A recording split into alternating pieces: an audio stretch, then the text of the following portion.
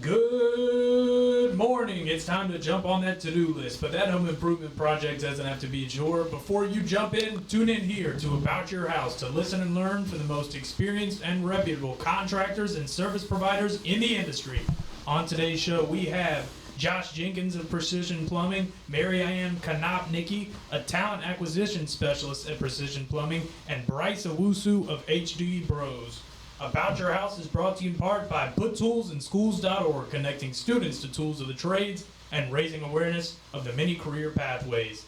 About Your House is also brought to you in part by Queen City Home Store. Queen City Home Store is a family-owned store, and they've been serving the Carolinas for over 70 years. They're the largest independent appliance retailer in the Carolinas, constantly growing and taking pride in the experience that they offer customers with a knowledgeable sales staff, product selection, and lowest price guarantee. So sit back, relax, and enjoy some time with us as we spread a little love.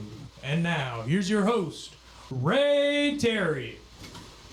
Hey, and good morning. Welcome to another About Your House edition and a lot of Put Tools in Schools today, as we have the chairman of the board from Put Tools in Schools, Miss Mary Ann Konopnicki. Good morning. Good morning. How you speak a little closer to your mic. How many podcasts have you done now? Podcast? I think this is my first one there at you the go. studio. Yeah. Cool. How about you, Josh? I've done a couple in the past, but this is my first one here. Josh Jenkins with Precision Plumbing. Josh, what do you do for Precision? I'm in charge of all the marketing for Precision Plumbing. There you go. We got a marketing guru here for Precision Plumbing, and we're going to talk a lot about Precision Plumbing, but let's clear something up right out of the gate. Precision Plumbing, yeah, they full of plumbers. How many employees Precision got? About 213 employees. That's across what? How many cities? And how many cities? Probably 5 right now, 5 different cities at least that we're in right now, but we're all over North and South Carolina. So they're a plumbing contractor. Now, don't call them for residential plumbing, and you're probably saying, well, why are they on the show? Because you need plumbers, and we've got a tremendous deficit for plumbers in this country. I mean, do you know any numbers on that? Well, I know the numbers for Charlotte in general for the trades. That'll work. In the next 5 years, 40% will be retiring. So we're going to lose 40% of what's already a very slim labor force, right? Isn't that the case? That is absolutely the case. Whenever I'm looking for an experienced plumber, it takes a really long time to find the right fit for our company in terms of experience, because we're all fishing from the same small pond of plumbers. That's why I wanted to bring this to everybody's attention today via podcast and information. Mary Ann has been with Precision now how long? 2.5 years. 2.5 years, and you're going to find out a little bit about her history. Now I'm going to ask everybody, how old are you?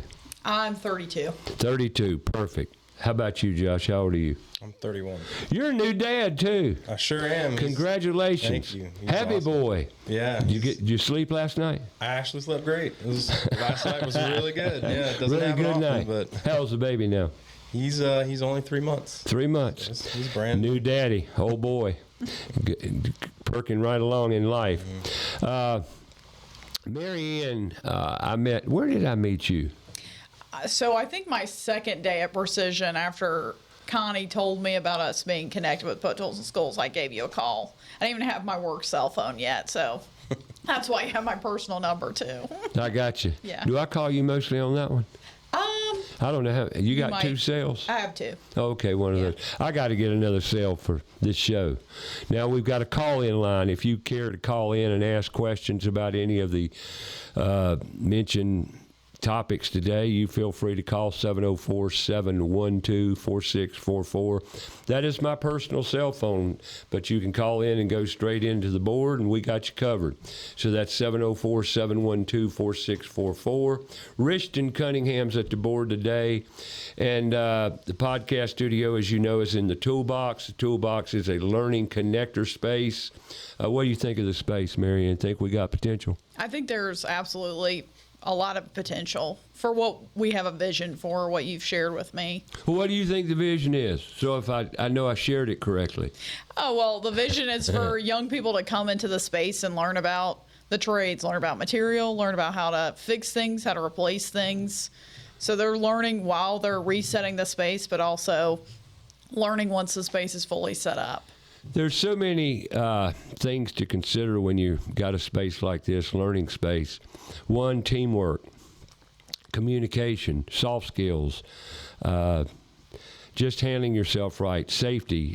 Everyone that comes in here and that's really interested in the trades, one of the first things they'll do is get on the computers. You go online and earn your OSHA 10.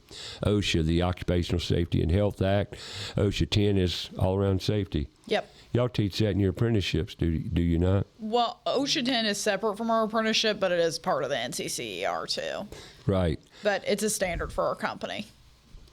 It's basically a standard thing for most companies that have any size to them and want to operate correctly. And why? Because it covers safety. And all the kids that come in here, well, I say kids, to me, anybody less than 40, I'd like to say 50, because last week we had a guest on the show that kind of validated the situation as far as our country goes in the educational format that we've all been brainwashed to accept. By what I mean by that is he's a 47-year-old professional in the industry of cabinets. And he comes in here and I ask him how many kids he's got. He says 2, 16 and 20. What are they doing? Well, one's in college, the other one's young, 16, but he's going to go to college. Do you hear what I'm saying? I mean, he was programmed, everybody's going to college. And then I said, what's your 20-year-old going to do? Not sure yet. Not sure yet. Well, what's that tell you? Why are you in college? Right. If you don't have an end goal, why'd you go to school? Oh, because I want to be educated. To do what?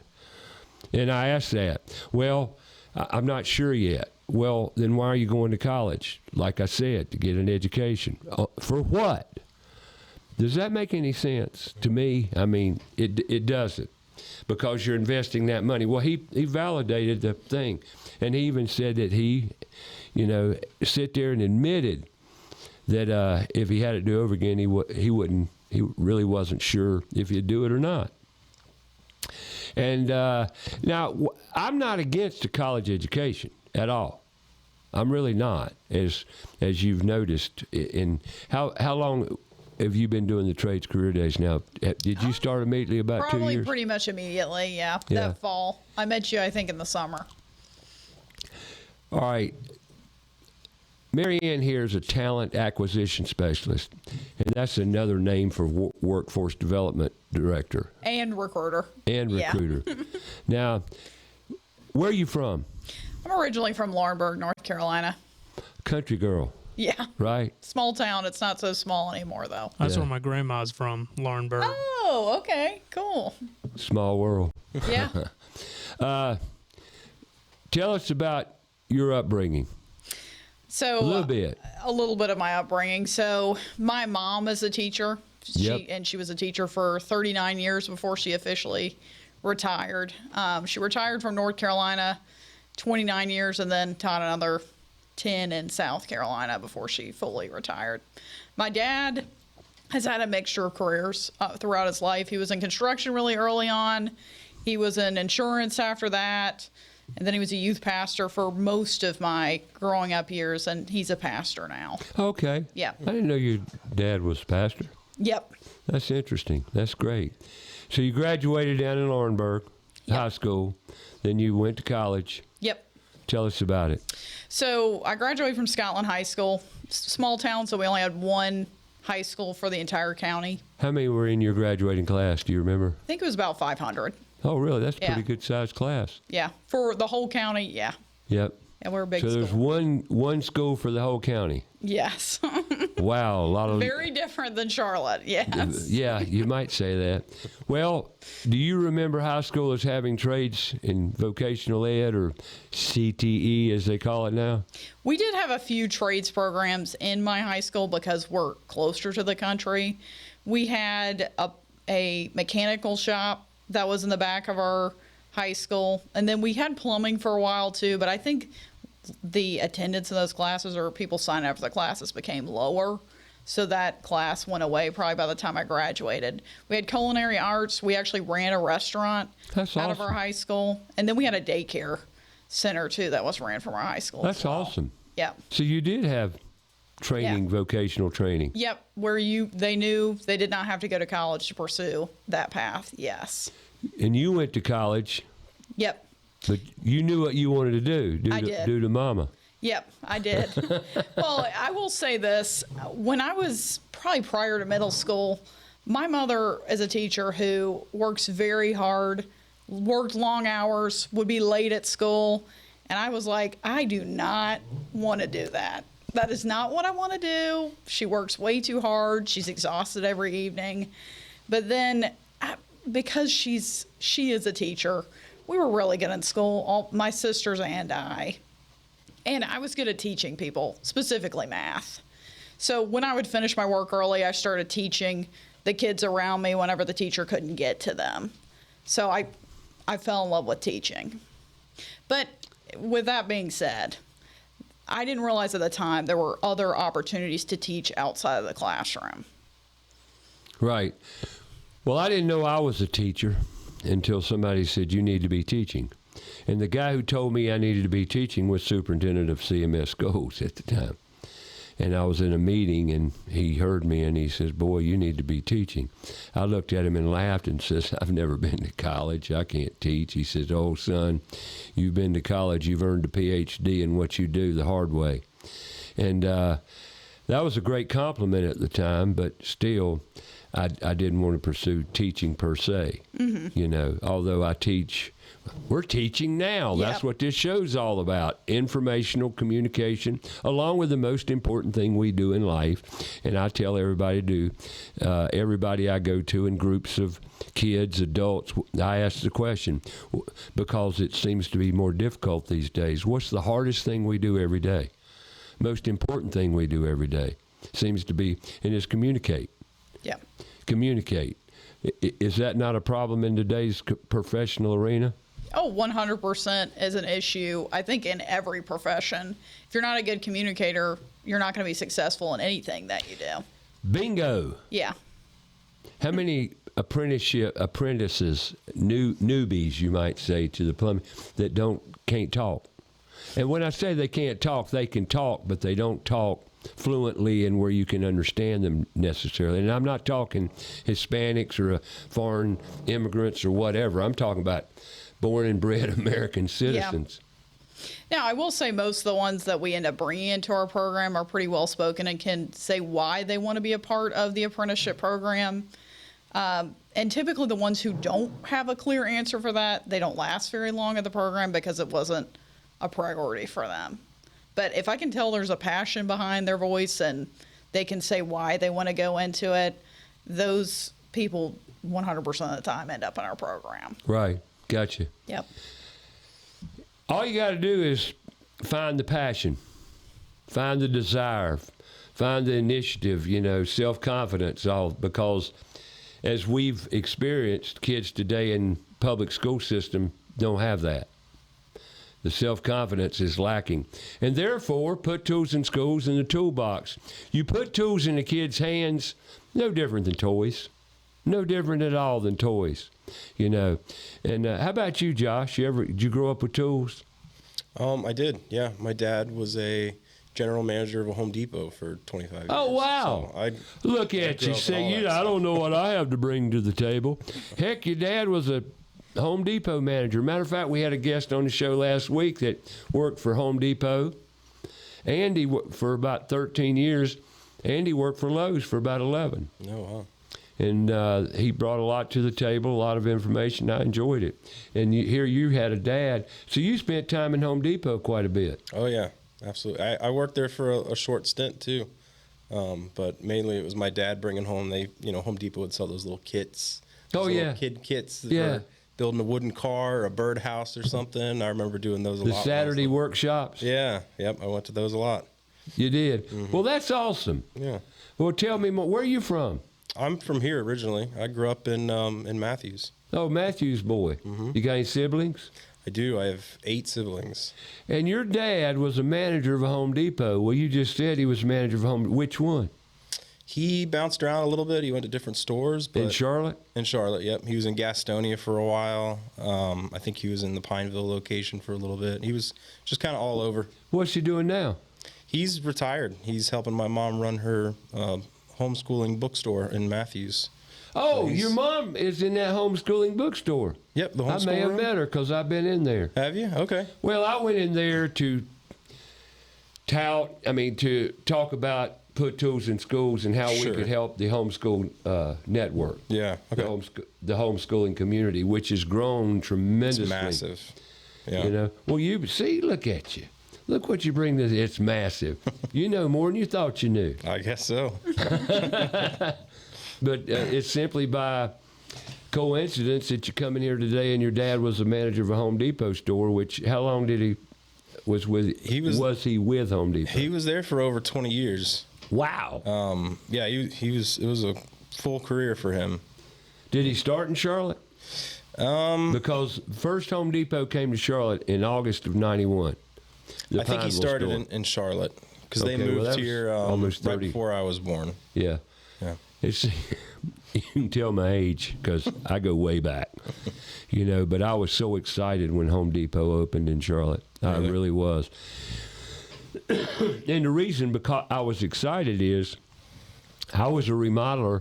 I was a contractor, you could say, and I my whole career has been with tools and improving and remodeling. I started in residential construction, but multifamily building apartments.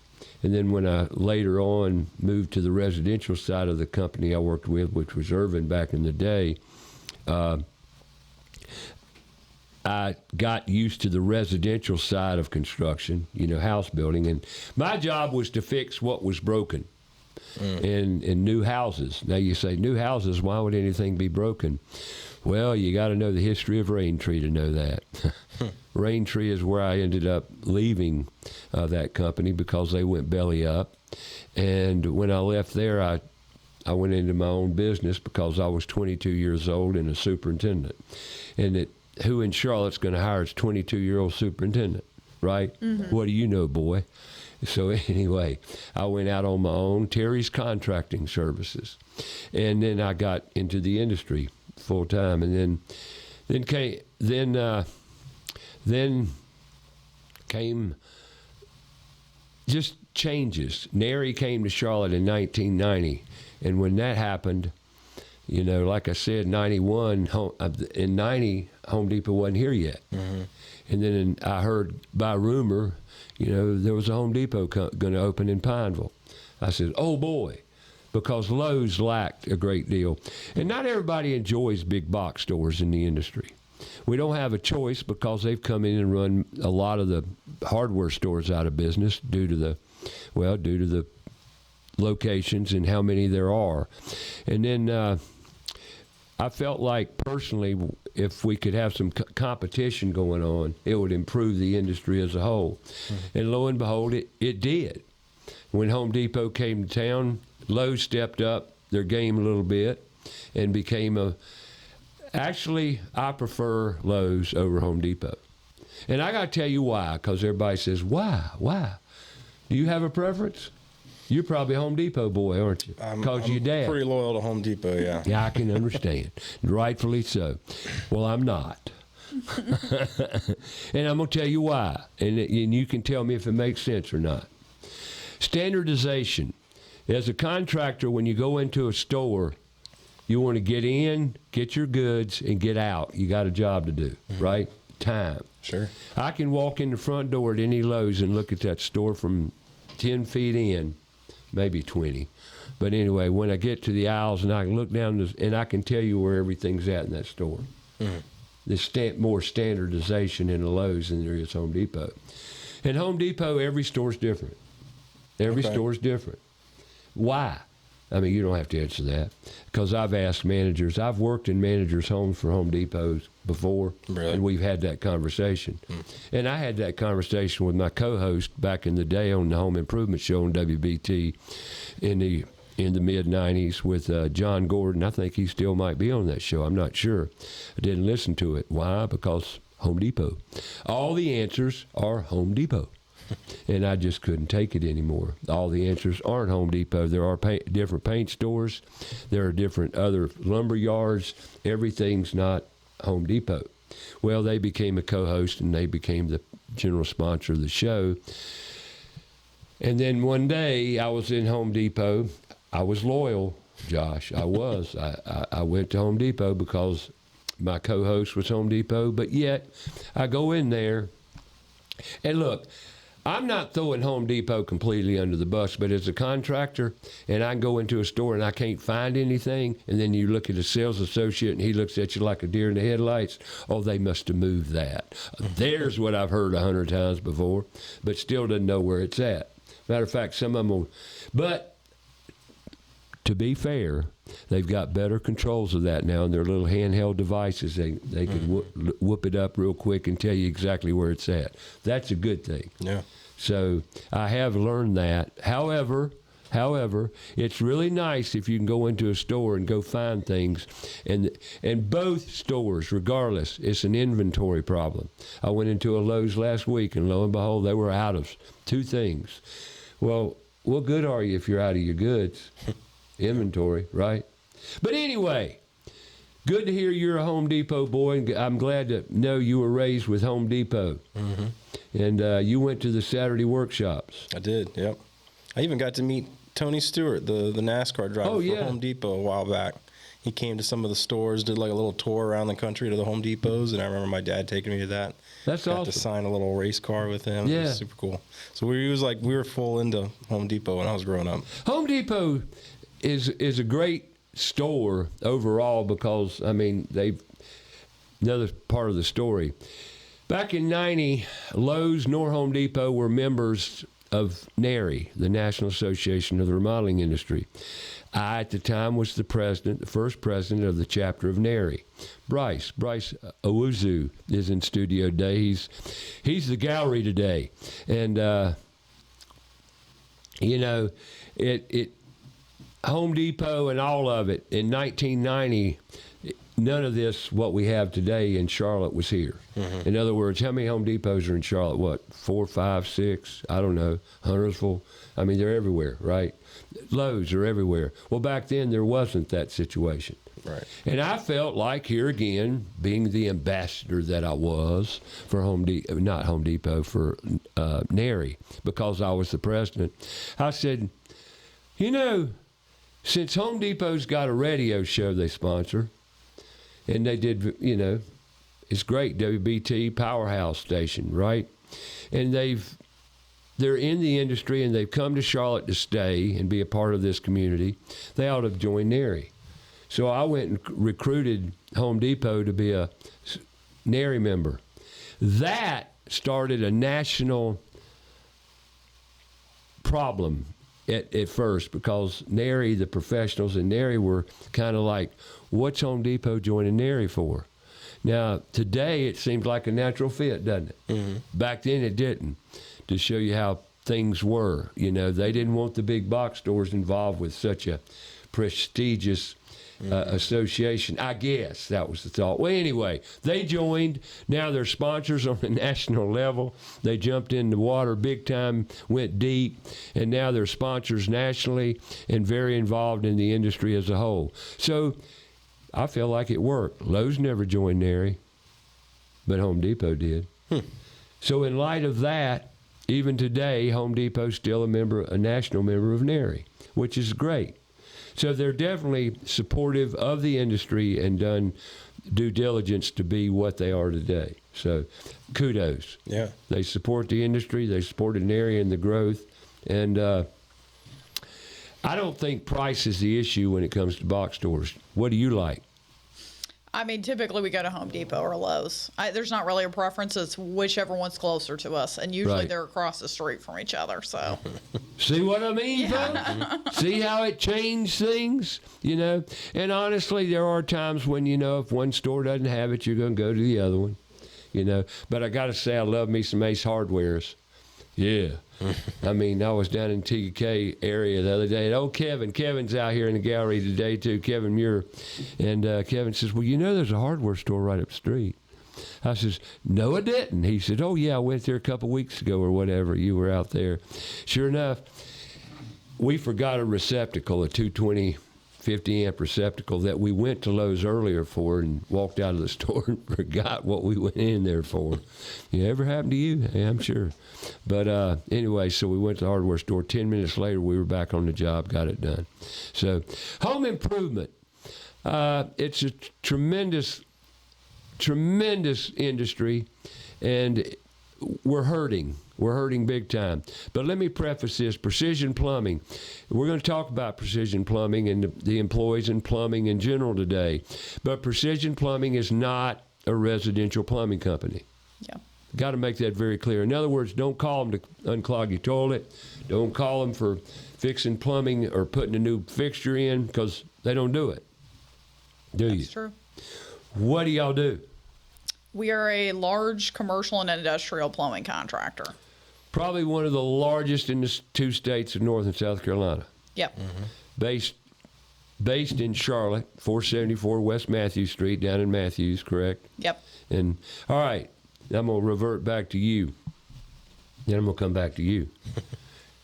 How did you get your job? You were teaching. Oh. How many years did you teach? I taught for 8 years. Where'd you teach? So my first position was in Hamlet, North Carolina, which is like 30 minutes west of Lawrenceburg. And that was in an elementary school. And then I moved to Charlotte with my husband. He works in construction. So where'd you meet him? I met him when he was living in Fayetteville and I was living in Hamlet, but we met online. Oh, really? Yeah. Okay, cool. It works. Yeah, it does. You're proof of it. Yes. Okay, and then what? So when I moved to Charlotte, I worked at Alexander Graham Middle School for 4 years. Right. Yep. How'd that go? We've never talked about this. So I would say, I started there with Robert Folk as the principal. Okay. He's now at Myers Park. I think he was promoted to that position during COVID time. Right. But my first year at AG was outstanding. Gotcha. We had a really strong group of teachers in 6th grade. That was the case for all 4 of the years that I was there in 6th grade. It was just that final year I was there, I was told that I would be one of the last 5 that would be left on that 6th grade hallway for next year. And I had already been considering other career opportunities, but that was kind of my sign to As a teacher, can I ask why you were considering getting out of teaching? I think COVID changed a lot of things in education, but education is slow to change. It's a system. Yeah. It's broken. Yeah. The system is broken. It does not work. Yeah. Sorry. I went to AG. Oh. Another proof it doesn't work. No, I'm kidding. I'm just kidding. You didn't let me finish. I know. I just thought I didn't love it, to say the least. Yeah. I had 2 kids in the workshop 3 weeks ago on a Saturday work day that were from AG. Oh, okay. And I went over to AG with Pete Sheppel in F3 group, men's group. They had some men over there after school program, working with the kids. And AG, had a robust bunch of kids, and I say robust because they were somewhat out of control, And, okay, so you contemplated a career move. Yeah. Since COVID, I would say for sure. So I started there in 2019-20. Well, yeah, 1920. That was a great year up until March, which is when we got out of school. End of March. And then this next year was kind of strange because we were either completely virtual or it was a hybrid setting. So I can't really say anything negative other than a lot of kids missed education during that year because they didn't have a parent who could be home full time to regulate their learning. 2020 was devastating to the education system. And not that it wasn't bad enough, then here comes COVID and it just sunk the boat. And they're still reeling from that. Yeah. That's what we hear, talking to educators. Let me take a minute here to talk about some sponsors we have. And we can't do it without our sponsors. They've supported us tremendously. And one of which is ABS Insulating.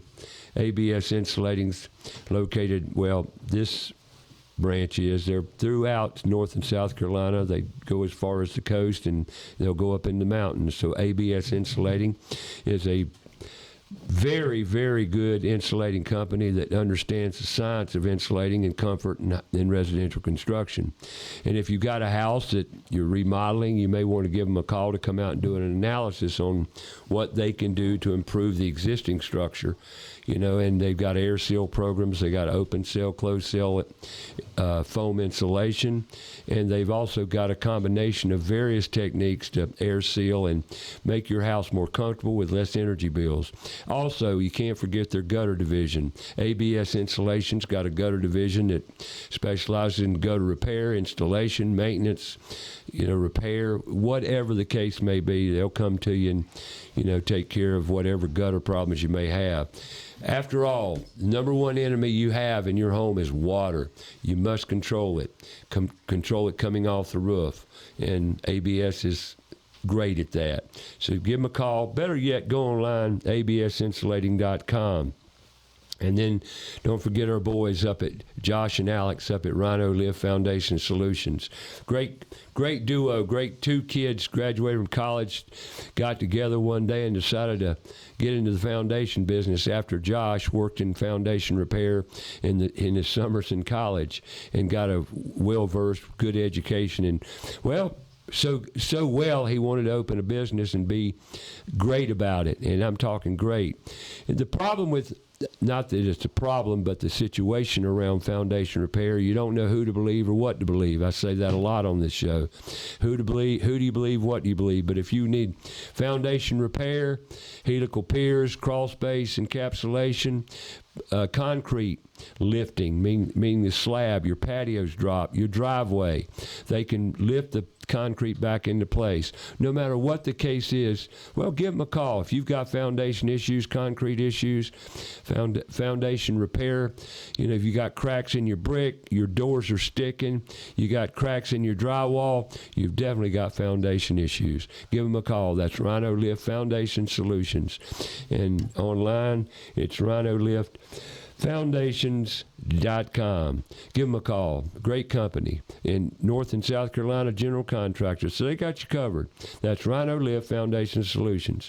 Today's show, we got Precision Plumbing in-house talking about, well, we're going to talk about the plumber shortage. You know, we talk about the trades a lot around Put Tools in Schools, and we've got issues. Mary and Konopnicki and Precision Plumbing both have been very, very supportive of the Put Tools in Schools program, and I think they've attended, probably 90% of all the career days. And they go, you got career days coming up. Yep. As we all do. And you can go to puttoolsinschools.org and go to the events calendar and see exactly where and when the career days are going to occur.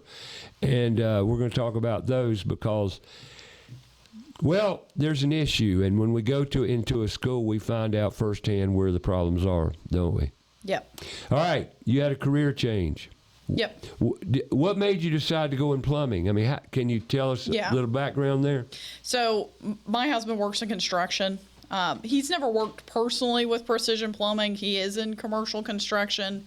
But we actually heard about Precision Plumbing through our church. Charlie Brown, who was the owner of Precision Plumbing, went to the church that we were going to at the time. Oh, really? Yep. Charlie was a great man, good Christian man, great values, just tremendous guy. Yeah. What he's done, and he's supported CPCC, the plumbing industry, and teaching in general his whole career.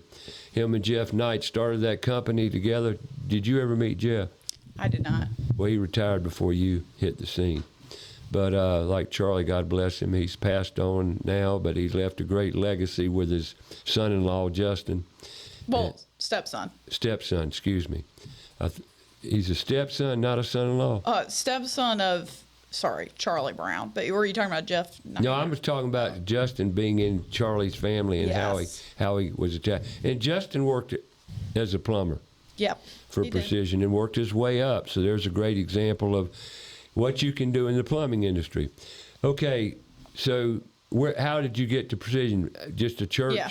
So I didn't know Charlie Brown personally. We had just heard through other church members about who he was and his company, and we've only heard good things about them. I actually had a recruiter reach out to me on LinkedIn, and she was connected with Precision Plumbing. And she just had a conversation with me about, she saw I was leaving teaching and was asking what I was interested in. I just said I was open to anything dealing with people. I think before I left teaching, I thought I might have wanted to be a programmer because I was so peopled out. I felt like I was just very You were burnt drained. out. Yes. Teaching burns out a lot of people. Yeah. I wouldn't say I had reached burnout. I could just see it approaching. Right. And I wanted to get out before I hit that point. Well, good. I hope you never hit that again. Yeah. I've been there too many times. And I will say this position has definitely reignited, the fire and the passion of what I care about. And What do you what's care important. about?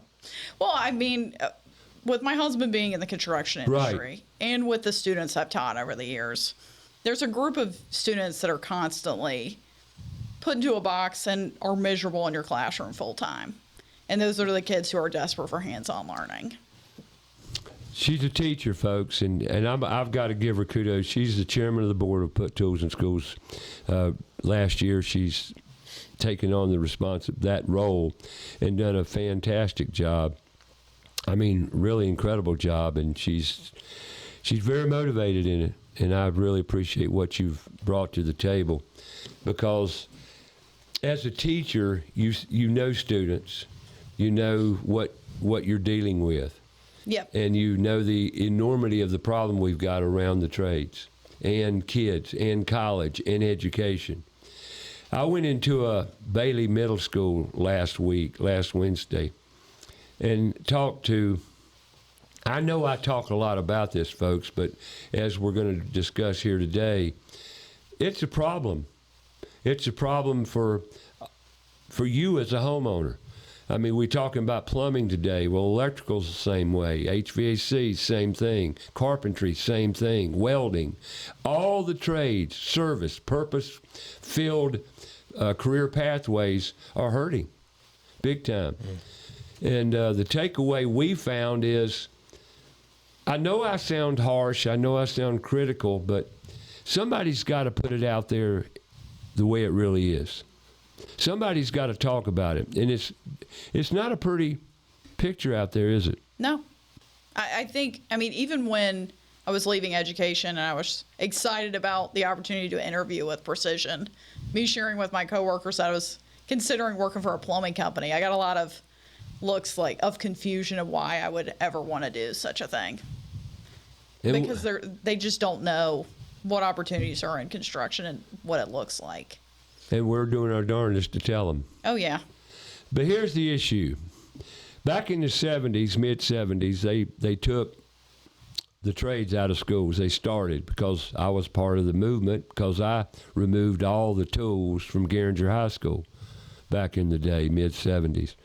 And when that happened, they went to CTE, Careers in Technical Education, which that acronym makes no sense at all.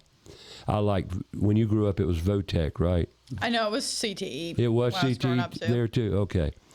But we went to a NAWIC meeting the other night, recalling Mary Ann did a great presentation, NAWIC, the National Association of Women in Construction, and last week was Women in Construction Week. And you went to an event Saturday with NAWIC. Yep, I did. At Blythe Construction? Yep. Tell them about your day at Blythe. Tell them what you got to do. I got to operate an excavator, which that was really What? cool. Yeah. I didn't tell me I that. sent you a video of it. Did you send me video? Yeah, I Oh. did. Jennifer and I got to operate that. Now that's awesome. Yeah. That is really awesome that you could bring people on site somewhere and let them operate equipment. Hoopah Grading has got some simulators that are outstanding, and they brought them to an Independence High School event a few years back, and the kids love it. And to be able to sit down in a simulator that's simulating an excavator, a bulldozer, CDL, a tractor trailer truck, semi, that you can drive the truck on the simulator. And they had simulators at Blythe too. Yep. But I will say the people who are out there helping with the actual excavator, one person was like, "Oh, I did the simulator inside." He was like, "This is totally different. You have to see and feel what it's like on the machine." To that point, there's a tractor trailer, 2 of them in the states of North and South Carolina, called Be Proud, Be Pro. You ever seen that? Have you seen that one? I've heard of it, but I don't think I've seen it. Well, I've seen it twice, and it does connect students to the trades in concept only. Yeah. There's no tools on the van, none. There's a couple simulators, I think 3 CDL, and a couple equipment simulators, and that's it. Now, as far as acknowledging what the trades are and how they work and the opportunities, it doesn't talk about that. Yeah. And everything's got a headset with hand controls. It's like a video game. And there's monitors all over the truck, and it's nice. I have to admit, it's first class, but to me, it doesn't connect. I think for the way they're utilizing it at Blythe, it makes sense because they're practicing the controls and the operations for the virtual system. It's a way to start. Yes, but then they actually go on the machine and use it. I mean, there has to be a next step. Right. Sure. It's an intro. Yes. The simulators are intro. It's introducing the equipment to you as an operator, and you get a little feel for how it works. And in light of that, it's fantastic. You ever played on a simulator, Josh? I haven't, but I mean, I imagine it's probably a good transition tool too, because this is where kids are living nowadays, is video games, and so it's a good way to bridge that gap, and get them involved in something that is kind of related to what they probably like doing in their free time anyways, which is mostly video games. So I get the appeal, I think. Well, I understand. Yeah. And you're in your early 30s, so I know you get it. It's just like Mark Borja, my engineer here in the studio, not with us today. We're getting there. We don't need Mark as much anymore. We're learning.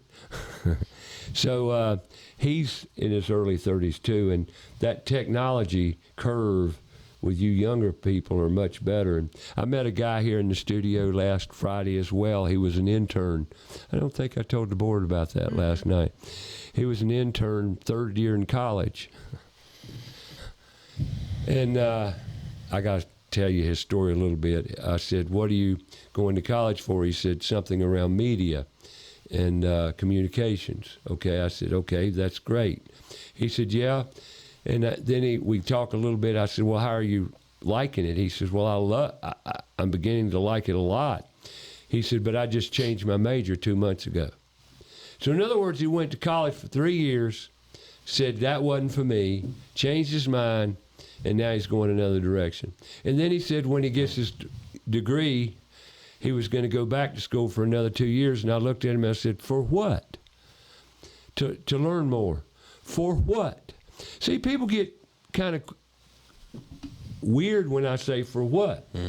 But he said to learn more. Then I said, and this is what we all need to focus on, and Mary Ann here, you can validate or agree or disagree, please. The only time you learn, the only time I learn, the only time any one human being learns is when he applies. You'll never learn anything till you apply, like we just discussed. The simulators, that's a great intro tool, but you'll never learn it until you get on an excavator like you did Saturday. You never learn anything till you practice it, apply it. So how do you get more educated if you don't apply?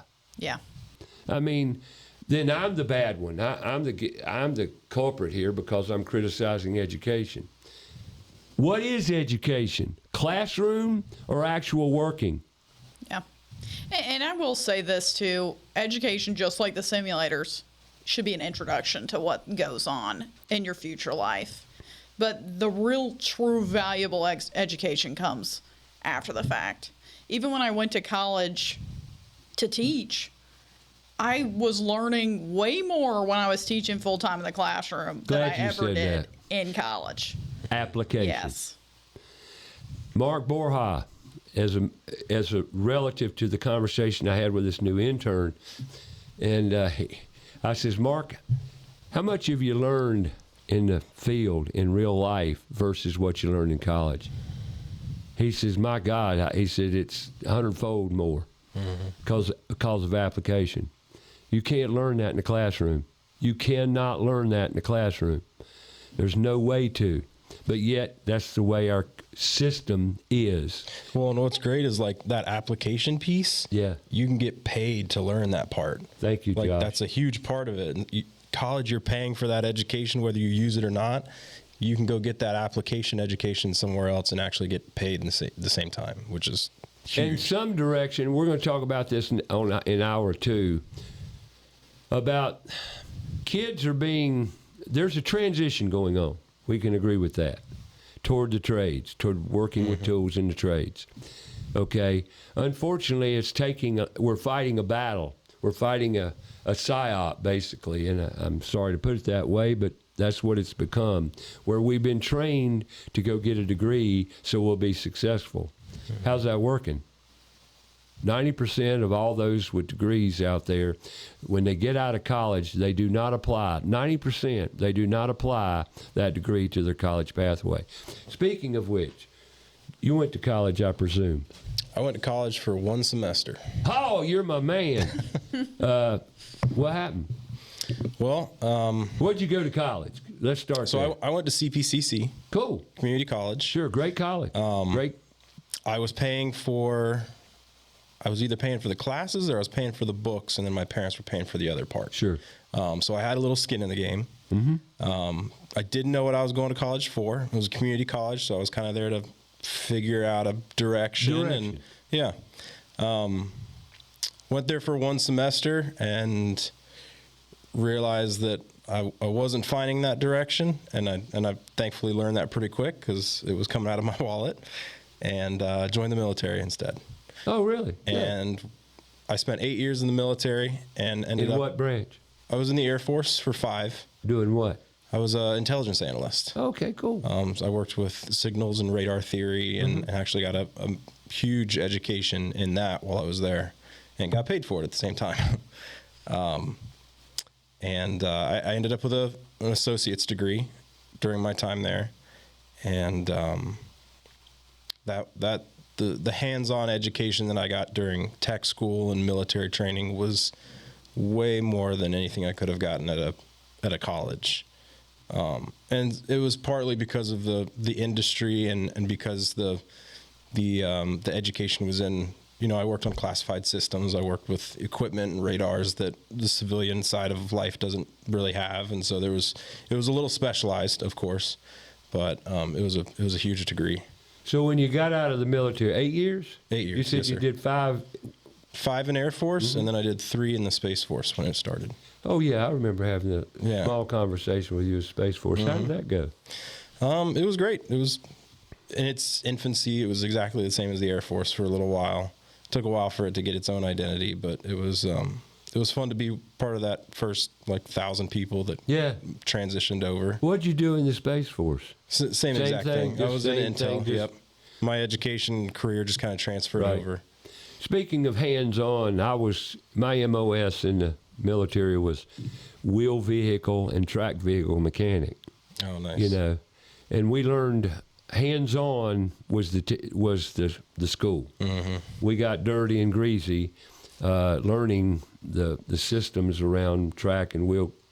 But in the military, everything's in a book. You get manuals. Mm-hmm. Everything, every piece of equipment, everything has a book with it. It's got everything you need in the book. Right. And that's the way we were taught. And not a bad thing, because you got your rule book and your instruction sheet right in the book. Yep. But to the point of learning hands-on, it's the only way you can learn is to get dirty, get greasy. And I learned a tremendous amount when I got back and got in the maintenance department. But I already knew what I needed to know, and then I became a cook. And then when I left maintenance and went to cook, I had more fun. Yeah. A lot more fun. I bet. Yeah, I enjoyed that. For 8.5 years, I cooked for 88 men. Oh, wow. You know, yeah. Every month I cooked their meals, and it was great. Who was that with, or was that National Guard, North Carolina National Guard? Oh, the National Guard. Okay. Yeah, Army National Guard. I was in it for 11 and a half years. Wow. Yeah, it was okay. I enjoyed it until I didn't enjoy it. Mm-hmm. Same. You know, you can only Same take here. so much so long of the military, and you know what I'm talking about. Yes, sir. All right. Then you got out of the military. You get out one day and say, now what?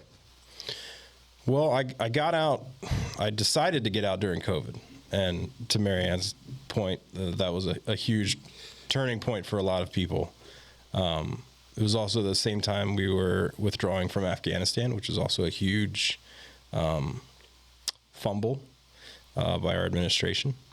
And so during that time, I decided to get out, and I wanted to make sure I had something set up when I got out, because I knew that my education and intelligence wasn't going to really apply to a whole lot in the civilian sector as if I didn't go work for like the FBI or NSA or something like that.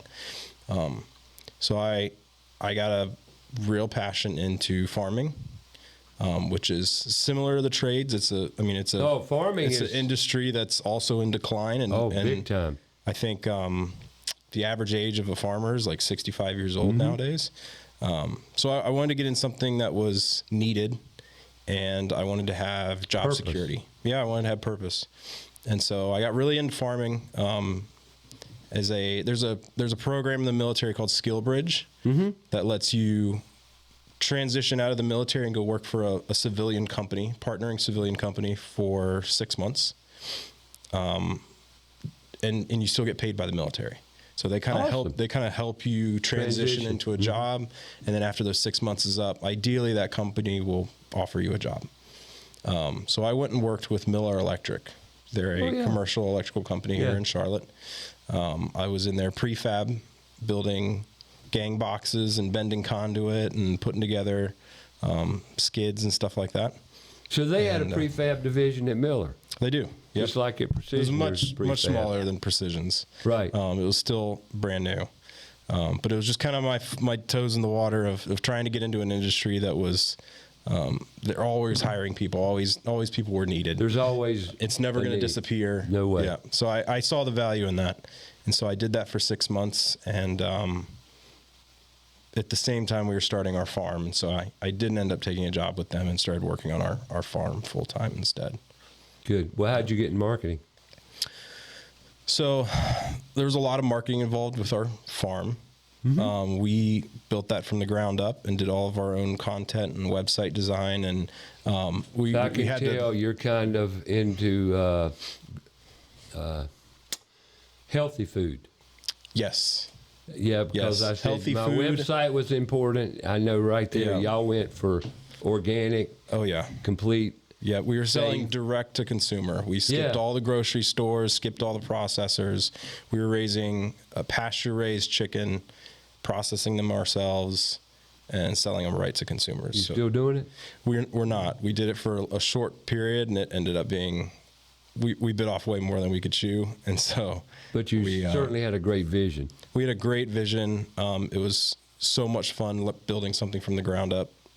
I'm sorry it didn't work out. It didn't work out. It was like we probably should have started off a little smaller, and at the same time we were expecting a baby, and so that was definitely a wrench in the system, and it just kind of made us change our mind on our priorities a little bit during that time.